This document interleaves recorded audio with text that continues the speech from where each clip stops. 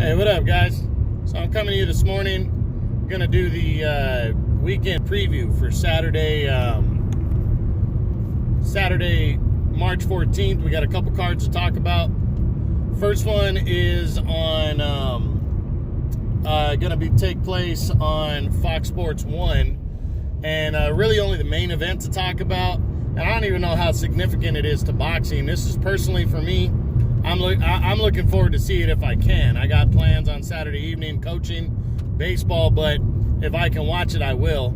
If not, I'll probably go back and take a look at the highlights. But main event on Fox Sports 1 is going to see James Kirkland, former world title challenger years ago. You know, Kirkland was very kind of popular, and, you know, he had a following because of his aggressiveness and his style. And he's continuing his comeback as he takes on little-known Marcos Hernandez, actually from Fresno area. And, you know, it's a middleweight contest, not really too much significance, even if Kirkland wins. But Kirkland, if he can work his way back into at least top 10, is a fun fighter to always see. He's got a lot of pop, and he can bring it. And, you know, again, he was always an exciting fighter to watch. So he was actually on the first boxing live event I ever went to in San Jose. So, yeah, I hold a special place for Kirkland. I like watching him fight, so I'm predicting him to continue his recent comeback, get a knockout win on Fox Sports 1. And, yeah, that whole card is kicking off at 6 o'clock. The undercard's not really anything to talk about. Next, we're going to go to the ESPN card that night on March 14th, where we got two significant fights to talk about. First, the co-feature is going to see Jesse Magdalena, former super bantamweight champion at 122. He's continuing his campaign at featherweight 126, as he'll fight for his third time when he takes on little-known Sakaria Lucas. Lucas is undefeated, but he's unknown. He hasn't really done anything. Magdalena slowly trying to build himself into another world title shot. He could be facing Shakur Stevenson later in the year, or, you know, Josh Warrington, somebody on that level.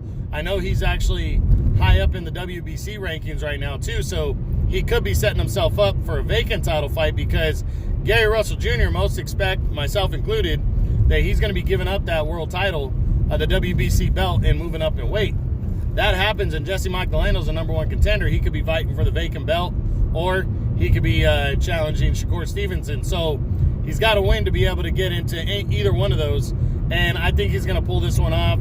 He's going to outbox Lucas, outwork him. I got him winning a middle to later round stoppage win, or possibly a unanimous decision, as he will continue towards another world title opportunity. In the main event, you got the undefeated Shakur Stevenson taking on former world title challenger Miguel Marriaga. This is a good matchup for Stevenson as he continues to try to build his name.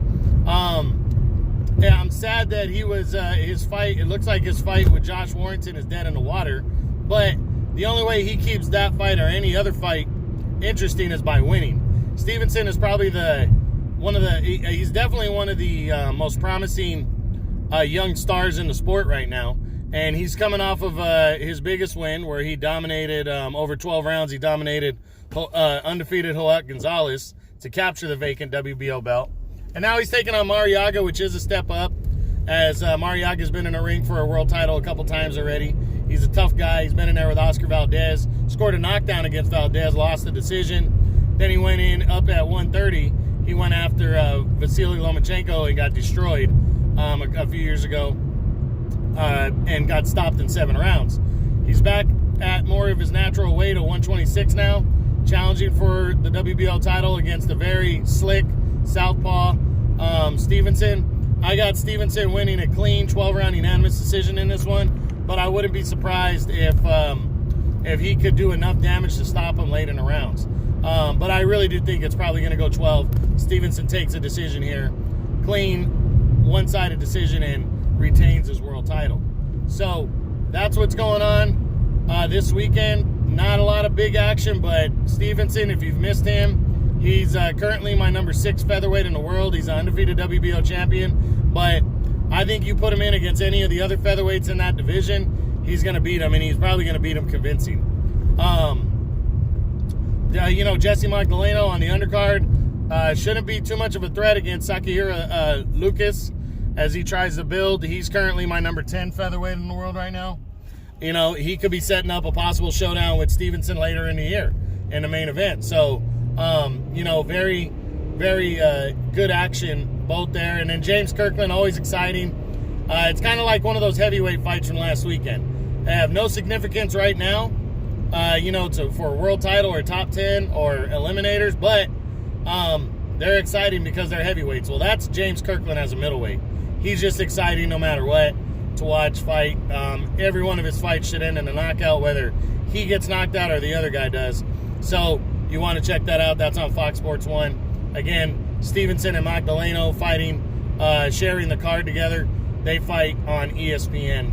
And the ESPN card should start at 7:30 on Saturday night. So that's pretty much it. Hope you guys enjoyed it. That was the weekend preview for Saturday, March 14th. True Boxing. You've been hit with the truth.